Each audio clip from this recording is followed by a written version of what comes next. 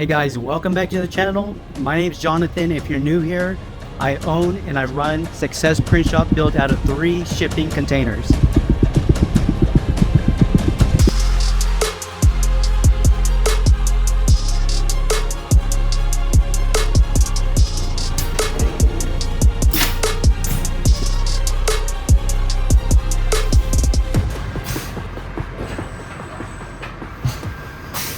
Hey guys, today's video is sponsored by Fabric.Ink. Fabric is an executive coaching program built specifically for print shop owners just like you and me. When you join Fabric, you will be grouped with other similar sized shops and y'all will meet once a month. During these sessions, y'all will set goals, hold each other accountable, and overall build community. Click the link in the description, see the other shops that have joined, and click apply today if you're looking to level up your shop, level up your mindset, and level up your revenue. Now let's get into today's video. The morning started off early. I had to meet up with our UPS driver in person to pick up our shipments that normally would not get dropped off until basically after we're closed. Why? Well, we had a few last minute rush jobs come in and we needed those garments to be printed and shipped same day. It's not fun scrambling like this, but sometimes you got to do what it takes to make a job happen. And if you're in this industry, you know customers come last minute on a Monday and they need shirts on a Thursday or Friday, and if you don't say yes, they'll find someone who will.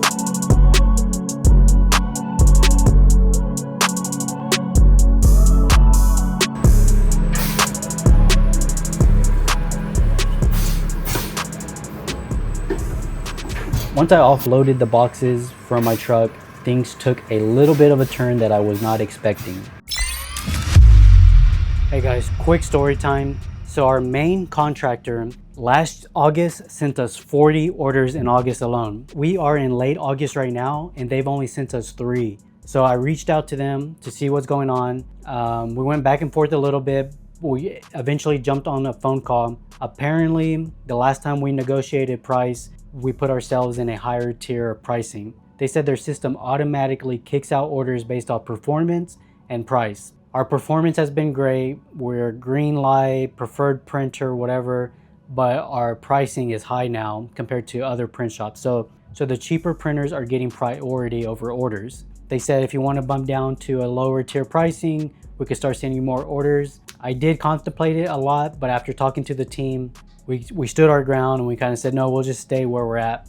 So anyway, we did stand our ground. We said we'll stay where we're at pricing wise and we'll take whatever y'all send us. A few moments passed, but then they hit me back up and they're like, hey, what about over the next 3 weeks, we bring you down on price a little bit so that you can start getting consistent flow of orders. And after those 3 weeks, we can revisit and go back to the higher price. So I like that idea because I have a strong team right now. I have a built up team and I need to keep the press spinning. I need to keep the team busy. So I said, yeah, let's do it. So we'll see over in the next 3 weeks if we do get back to the higher tier pricing or if they're playing me and we stay at the lower tier pricing. But I mean, obviously we can just deny the work if we need to, but we'll see how it goes. It's just a random little update I wanted to give y'all. All right, guys, I've got 4 boxes of newly stretched screens, of course, from Frank over at Graphic Screen Fashion GSF. If you are a printer, you know how awesome getting a fresh batch of new screens is. It's top tier experience every time. It was random. Frank actually called me this week and he was like, hey, are you at your shop? And I was like, yeah. He was like, well, I'm at your gate. I came to say hi. And I was like, what the heck? Like, was not expecting him to stop by in my area at least. But he came, he said hi, super great guy, super nice. So shout out to GSF, Frank over at GSF, Graphic Screen Fashion.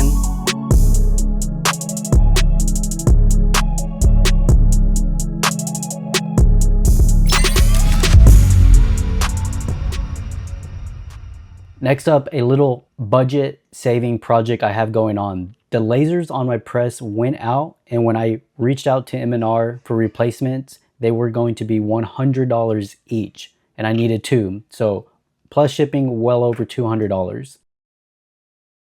Normally, Like let's say we were deep in busy season, I would just order them and move on. But after our slower season during the summer, I've been watching cash a little bit more carefully. So I'm trying a little DIY route. I bought a couple lasers off Amazon. I think one pack was $9, another pack was like $14, plus a little battery box with a switch.